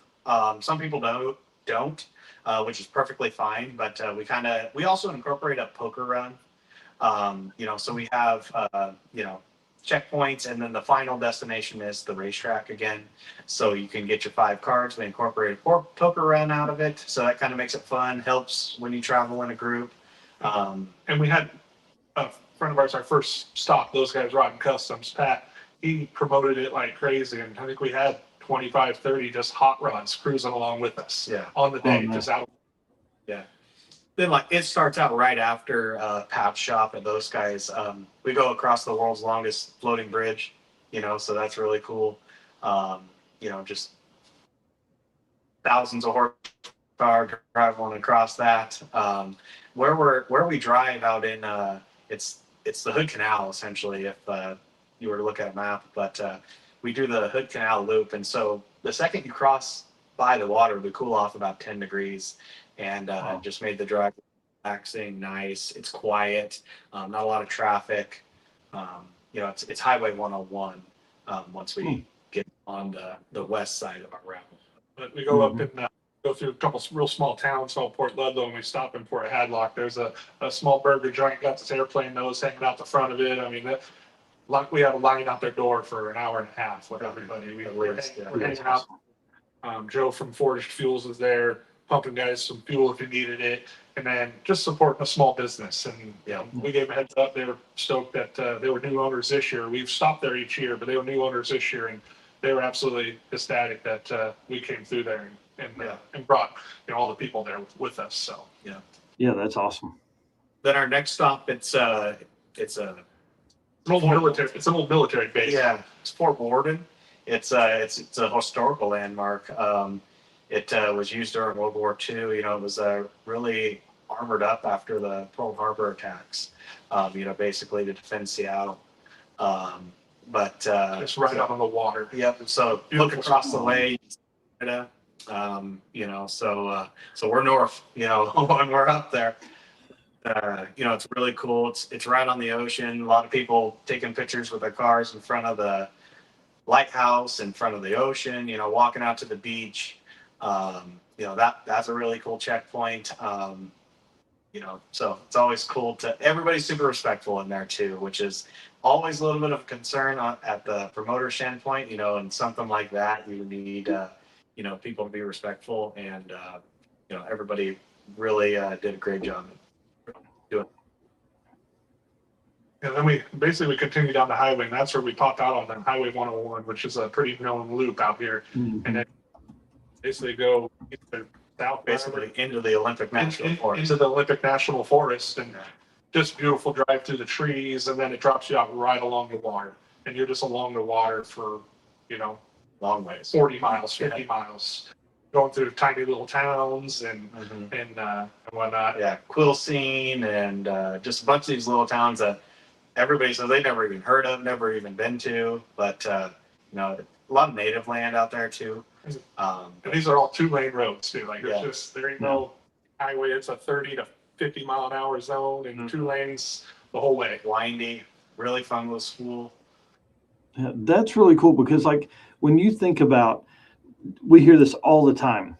Man, I've lived here for 20 years and I didn't even know these roads existed. We hear it a lot. This gives people a reason to drive on those roads, Yeah, that was like one of our sponsors each year, Randy Parker. He went across that. I mean, how old's Randy? In his 60s, late 50s, early 60s. Yeah. And he's lived out here his whole life, and he's like, I've never drove across this bridge or got over here. And he goes, never did I do it in my race car. Yeah, mind you, he is driving a 56 Chevy 700 cubic inch. 714 cubic inch. First year he did the complete route on so he's always a fan favorite. Everybody likes to come out what Randy's doing. So. Dude, that's bad. Then we go down 101. We stopped at one of my customers. His girlfriend owns this small little deli in a beautiful little area right up from the water. So we stopped in there. They had ice cream counter set up, so everybody went in, cooled off, got a slice of pizza. They had a special for us, and pulled in the parking lot there, hung out for about an hour, and supported another small business, which I saw them Thursday, and they greatly appreciated it, loved it, was out taking pictures. Then we basically worked our way back to the track, about another 45 minutes, about an hour from there, back to the track to finish the day. It's roughly 170 miles, give or take. Yeah, it takes 5 hours, though, just because you're not flying through it, at least 5. Usually we leave at 9, get back at 4. Yeah, at the earliest, honestly. Some people are earlier, some people are later. But. Yeah, that's awesome. And to cruise in a group, I think really it forces people to introduce themselves to other folks. You end up next to somebody new at the gas station each time. If you go in, if there's 120 people and they're going into a spot that typically sees 40, you're sitting at tables with people you don't know because you're just trying to sit down and eat. And that's always really cool to me too. It is. Yeah, no, we have people from Arkansas, Austin McCall, Canada, Cassie Tippy and Ryland. They're down from BC. They also do the BC Dragon. Javier Hernandez, he came up from the Bay Area, California, which I do have to give a shout out to him. He ran out of gas a quarter mile out of the gas station. So really cool. But he also has a YouTube channel if you guys wanted to check out any more stuff from us. It's Two Gun Motorsports, as well as Patty Smiles, Brad. He's putting out some videos on Two Gun Motorsports, and what was the other one? Patty Smiles. Patty Smiles. You can start to it'll come up. Yeah, and it looks like you guys have been doing a great job of sharing the videos as people are loading them and things like that. So, from a promoter standpoint, that's pretty badass. We'd love to see that. Tell me more about this poker run, though. How does this work? Do they draw a card at each route stop, or do they? Is it something that they draw at the end? Nope. So the poker run is at the first stop. You can come over and buy your poker cards. They're $10 a card. We max them out at 4 cards. We do this, incorporate this for the co-pilots to do, for something to do. The other people that are just cruising along with everybody, but everybody gets into it. It's a lot of fun. So each stop, you'll come over. You had my friend Matt and Bobby. She was helping. She was riding with me, and then a few other people, and they were just dealing out cards. And you walk up and you just have your cards, and you're just trying to make a random poker hand at each stop. So at each stop, you got a card. And then at the last stop was the track. You got your last card, you turn your stuff in, and then we paid the top 3 hands. I mean, we paid out $1,000 in our top, paid $1,000 back to people off of a $10 poker hand, just having fun. Dude, that's awesome. Yeah, Eric, let's make notes, buddy. I think poker run would be fun. We usually do a scavenger hunt from our second track to our racer party at night, so it's a condensed window of time. But I like the poker run idea too. The poker run's fun because it's just there's nobody's at an advantage. You're just blind drawing, just hoping you make a good hand. Give your pilot something to look forward to too. Especially when we allow maximum 4 hands. So when they draw a bad card, the first one, they like buy a second one. So. Yes. Yeah, that's exactly how that's supposed to work. Exactly. Everybody starts with 1, ends up with 4. Yeah. Well, how many racers did you have total at the event? This year we had 46, which was actually our lowest car count by quite a bit. We moved the event, like we say. A lot of people said they couldn't come for, like camping reasons or whatever it may be. Yeah, time of year. We also are kind of unique on our entry format. We do a deposit format. Just because we have upfront costs also to operate the event. So, but again, we try to market it to new entries. So we don't want a large entry fee to skew you. So we do a deposit format. We do a $150 deposit, and it holds your spot. At the event, your remaining $100. If you don't show up, you don't owe us anything. So that's where, a lot of people enter these week-long events that are $500 to, you name the price, and can't show up. They're out the whole $500, where we hope at a discount deposit rate, you'll take the risk and come join us. And if you're not out, astronomical money. But, it might give you that motivation to get your stuff finished and come out and drive with us. Yeah, heck yeah.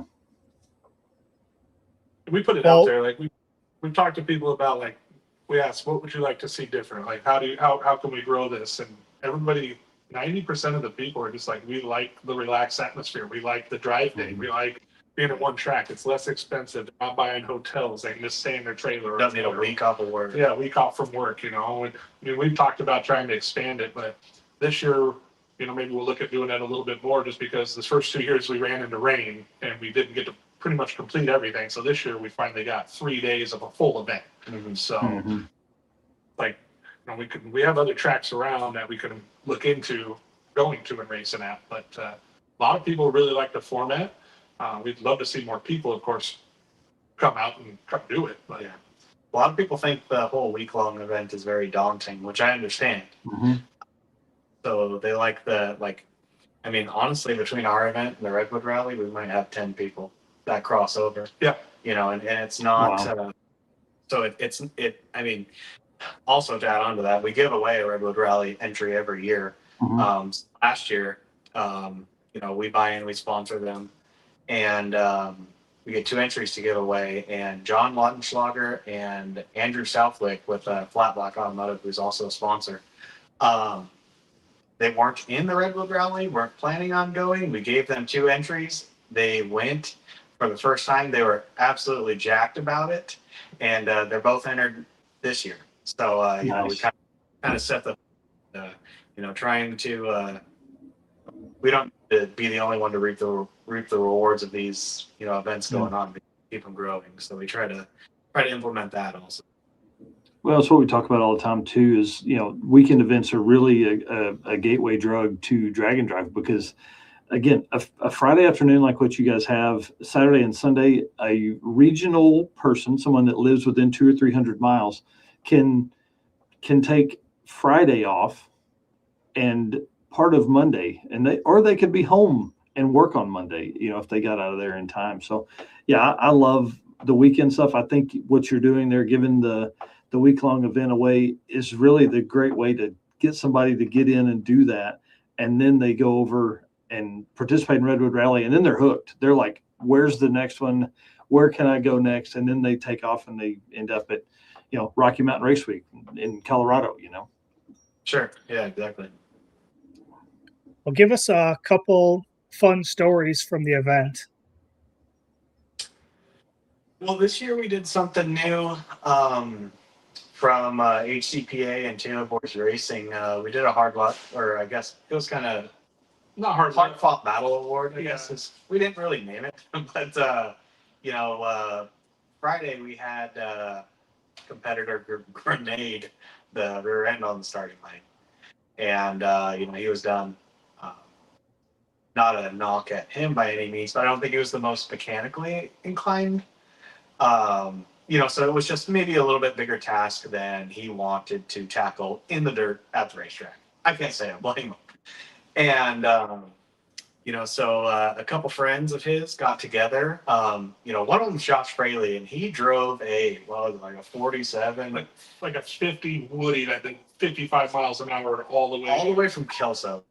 like 3.5 hours away. I think couldn't even do 60. Yeah, couldn't even do 60 miles an hour. And, they teamed up and they drove to Bonnie Lake, which is an hour and a half away from the racetrack. Bought a rear end off Marketplace. Came back, kept me up until 1 a.m. as I was sound asleep and motorhome, or trying to be sound asleep in the motorhome. And they changed it out, and he made the drive Saturday and raced on Sunday. With 456. Nice. He ended up with a spool and 456 456 gears, and but he got to complete the event, and so Yeah. They were pretty jacked about it. They so really, thanks to Andy and the HCPA, we gave them basically got his money back off his rear ending there, and Yeah. gave him an award for his whole crew for how hard they worked. Yeah. How cool. I think the other one that I would say, not just because won the shootout, but everybody was buzzing about that 8-car shootout. Yeah. On Saturday evening, they had a blast. They're out there watching, had something to do, and we had some really good races. The first round out was we were all a little timid to go down the track because it was warm. The tractor had broke. The tractor broke. Everybody's stuff's hot. We just got back from 170 miles of driving, and so we got through round 1, and then round 2, it was a 533 to a 528 and a 533 to a 526 heads up right there. So that one, everybody after that round 2 was just. Yeah. It was me and Brant Coulter, and Jeremy and Donovan Linwood. So, 4 pretty fast cars in the semifinals, and like I said, the slowest single pass was 533. So, Wow. everybody together pretty good from round 1, and that run was pretty exciting. Yeah. Yeah, for sure. That's awesome to be that close, especially across the top 8 cars. Usually there's like 4 cars that are close, and then it's like this huge spread. But that's awesome. Yeah, we get lucky with that. I guess we don't really have any pro mods around. Frankly, the closest one is Randy's, and unfortunately, he wasn't able to complete the event this year. But he drives around. It's a naturally aspirated deal, but it's 714 cubic inch. He might even be the only one on like really big tire. Yeah. He's the only one a lot on of big them are tire. small tire cars. That's cool, man. That's street car fun stuff. It's cars that look like regular cars and aren't insane.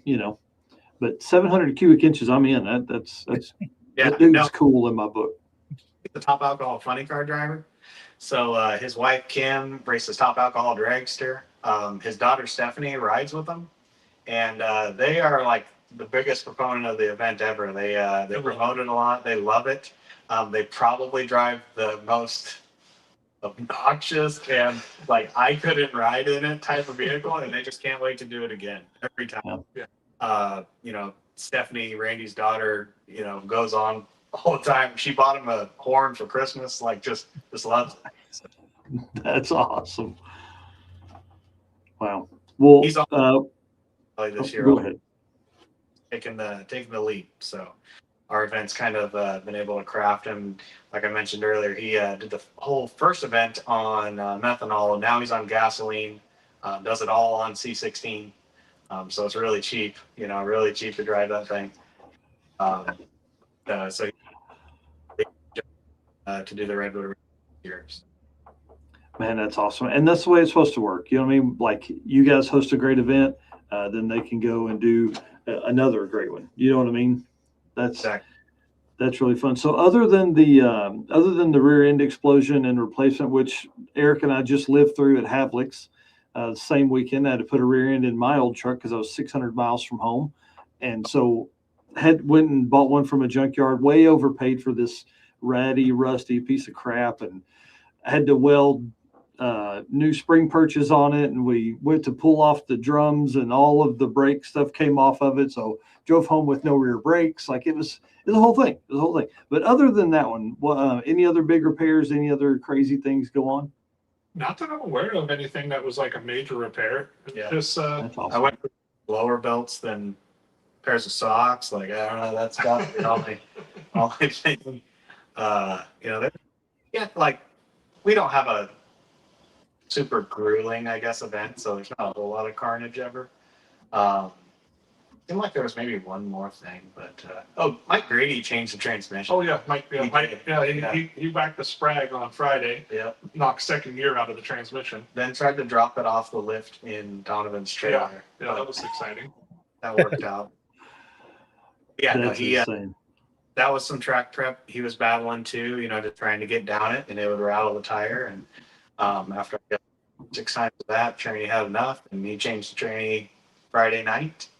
And did the drive and finished it up on Sunday. And Mike's also a great competitor. He's on the t-shirts. He made the fastest pass last year. We're super happy to have him. He's a big proponent of the event also.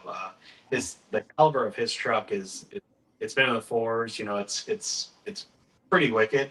You know, he's done Big Sky, he's done Redwood. You know, it's what he built the truck to do, and he really loves it. So we appreciate him coming for sure. And one other thing, we did it last year. Mike got it, was the fastest pass of the weekend. So the fastest pass down the track, you know, gets minus the shootout. Minus the shootout gets a bonus, and we got belts, like wrestling belts with the logos on it and whatnot. So Mike got it last year, and I think it was in a 512. Yeah, and then this year, actually, Lane was able to lay down 520 with a 0, and that took home the fastest pass of the event. Mm-hmm. So, wow.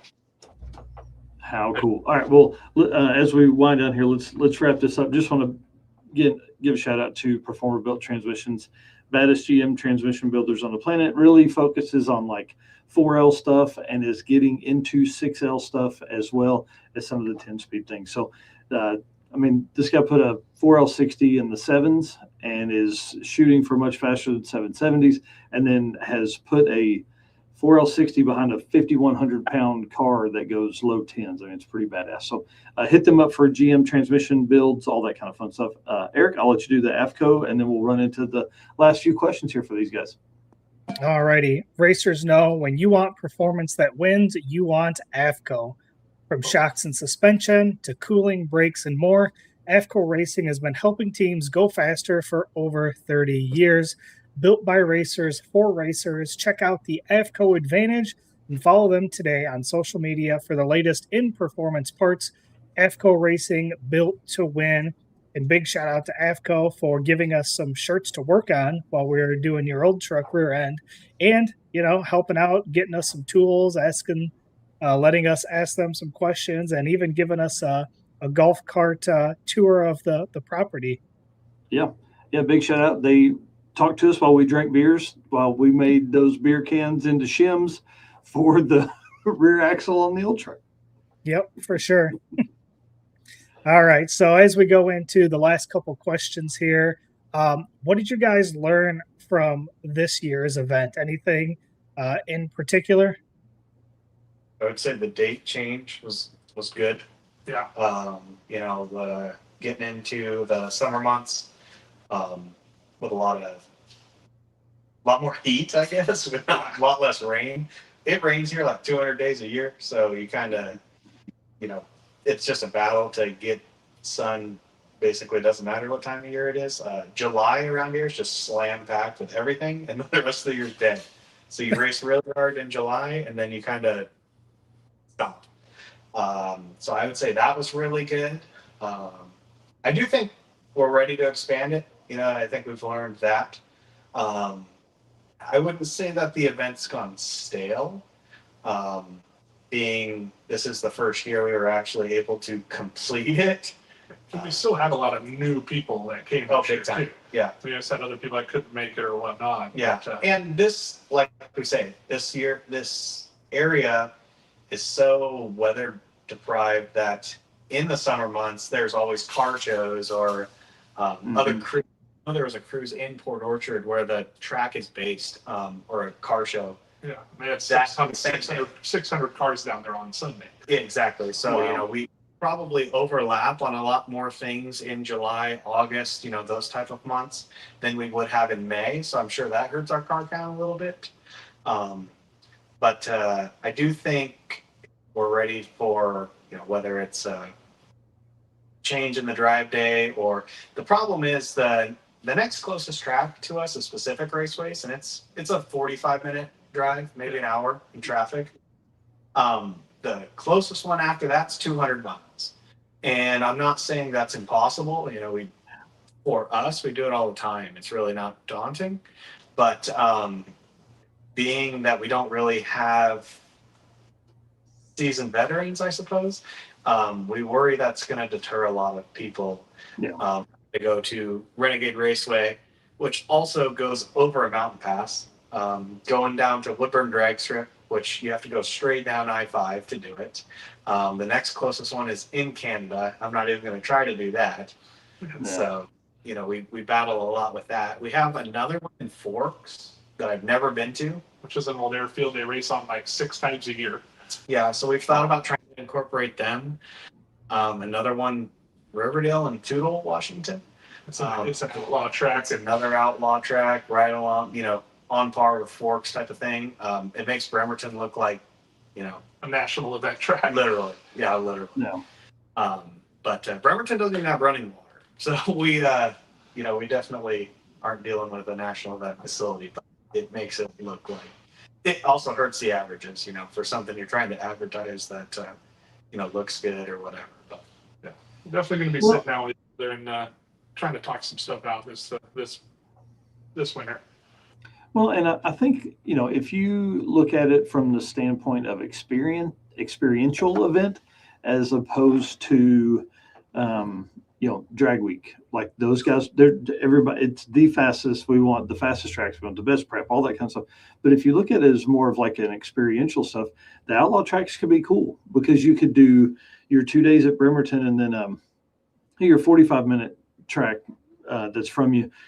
That could be one good for a Saturday after. You could run your shootout there and 2 rounds of racing there. So, you know what I mean? Like you could definitely mix it up and think experiential for sure. definitely. I think 3 days of racing would definitely help.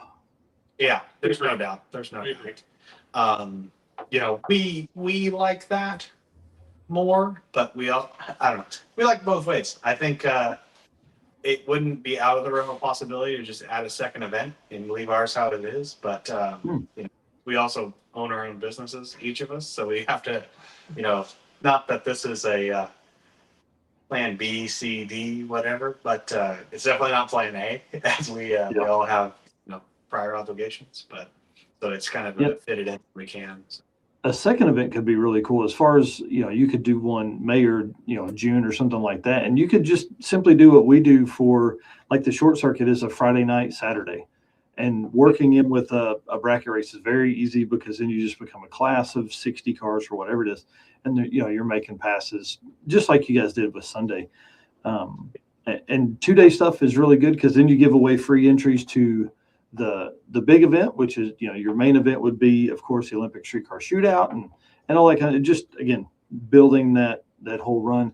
And we've had some pretty good luck with the single day stuff. We had, 17 people at our first one, 32 people at the last one, and we've got one more that is teamed up with Tulsa Raceway Park has a midnight drags, which is kind of like you might as well be racing on the streets kind of vibe. It's pretty laid back, pretty easy. And then we're doing so it starts at midnight.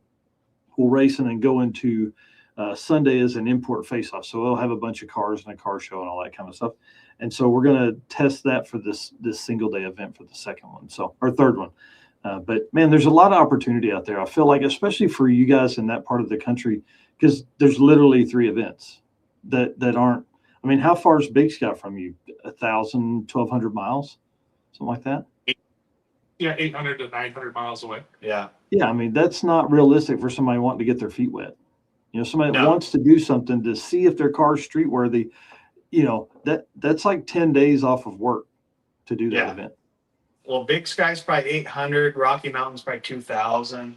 Yeah. Even Redwood Rally's 500, 50.